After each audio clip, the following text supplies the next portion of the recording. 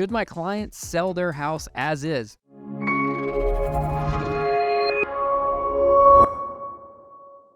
Hey guys, it's Brad from probatehouseguy.com. So who's Probate House Guy? Who's Brad? Who am I?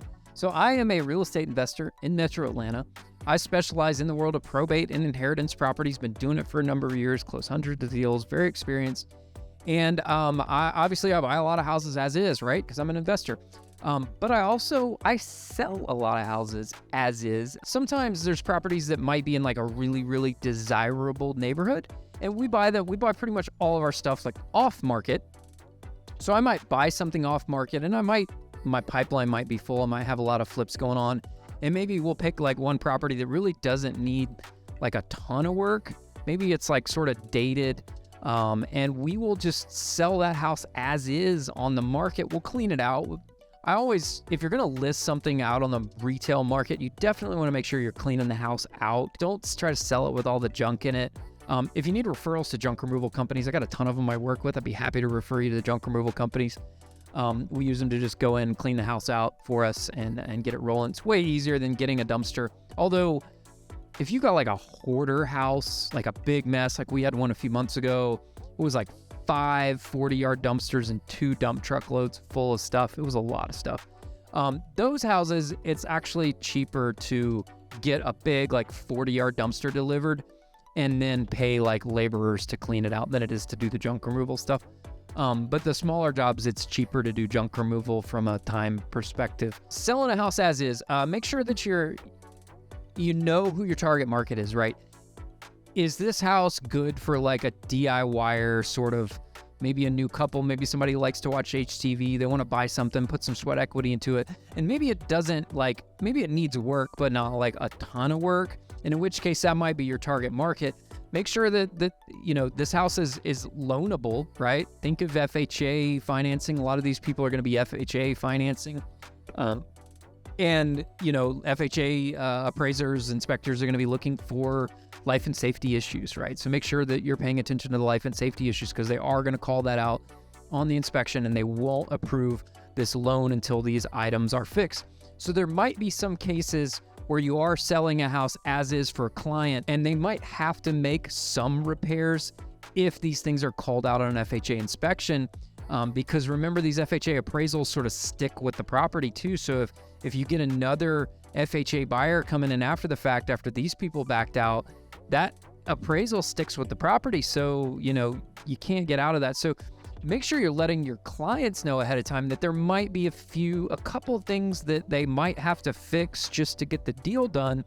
But just let them know, like, look, we're not giving in to their ATAC and all their different things that they're going to ask to fix, right? Make sure that you're being transparent with your clients up front, and then making sure you understand who your target buyer is for that. I know you're not allowed to advertise that because of fair housing regulations, but most of the time you sort of know, generally speaking, who that buyer for that house is probably going to be based on the neighborhood and based on the type of house it is and the price point. It might be a first-time home buyer price point, that sort of thing. But if you've got a house that needs like a ton of work, and I've seen a lot of realtors make this mistake back right after the housing market sort of shifted back in July, and they had gotten so used to when the market was hot, you could sell anything for anything. Anybody would buy anything. You could sell turds to somebody and they would buy them. That's changed a little bit. So if you are listing a house and you're advertising it to investors, is your pricing in line with what an investor might pay for the property? Because I was looking at some comps the other day down in Atlanta, and I was running comps on this house, and it needed some work, and we were getting comps in the 250 sort of range, and all these 250 comps had been rehabbed. They had been updated, rehabbed, new kitchens, new bathrooms, whatever, all updated, right? There'd been some money put into them, new carpet, new paint, whatever, and we saw this house down the street that was listed as is, and it was listed for $240,000, and you look at the days on market and it was 120 days on market. Now obviously I understand sometimes it's the client that's pressuring you to sell the house for this certain price and that it's not going to sell, but then I should ask you this question: why are you as the agent wasting your time with this listing if you know it's not going to sell at that price? Like, why are you wasting your time with this listing? So I saw this house and I was like, yeah, they're never going to sell that to an investor, because all these houses, I can look at them and all these people have put $50,000 to $75,000 into these houses to rehab them. And this particular house down the street, they're asking 10 grand less than all the rehabbed comps. It's like, that ain't going to fly. So make sure you understand who that target market is that's going to be buying the house. If it is an investor, make sure you're pricing it appropriately and making sure that you're letting your clients know up front, like, hey, investors are probably going to come in with some offers that might be lowball. They're going to come in this sort of range here because they're investors. They got to make money. Like, I can't tell you how many times we've gotten people who have reached out to us directly from our website and said, hey, I want to sell you my house. And, you look at the comps in the neighborhood and they're all selling for 300. And the people are like, yeah, my neighbor sold his house for 300. His was updated. Mine needs work. And we look at it and we're like, yeah, yours probably needs like $50,000 worth of work. And they're like, great, I'll take $250 for it. And I'm like, okay, so if I can sell it for 300 and you want $250 and I have to put 50 into it, how am I supposed to make any money in that case? And in that case, I would actually lose money on that transaction. Why would I do that? Why would anyone do that? So make sure that you're being real with yourself, being real with your client, making sure your client understands expectations up front. So I know this video is kind of long, but I've got a lot of experience in selling things as is, buying things as is, not doing repairs, making subtle repairs, blah, blah, blah, blah, blah.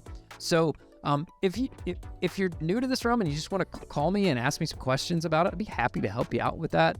If you do have a client that's got a probate inheritance property, really any property for that matter, that they want to sell as is, they don't want to mess with it, you want to get an off-market cash offer from an investor, just sell it as is, be happy to make you an offer. I'll pay you your commission on it. I'm a realtor too, so I don't even take, typically when I do those types of sales, and I've got some realtors that I can give you their name and say, hey, I bought houses through them. I pay their commission, right? I don't take a commission when I buy houses for myself, like to flip. So don't count on the 3%. So you can even tell your client, like, hey, I'm only going to charge you 3% because this investor here is not taking a commission on this sale. So let me know if you want me to buy it. I'd be happy to do that. So thanks again for checking out this video. I hope it helps you out. Again, I'm Brad with probatehouseguy.com. Hope you have a great day. Bye-bye.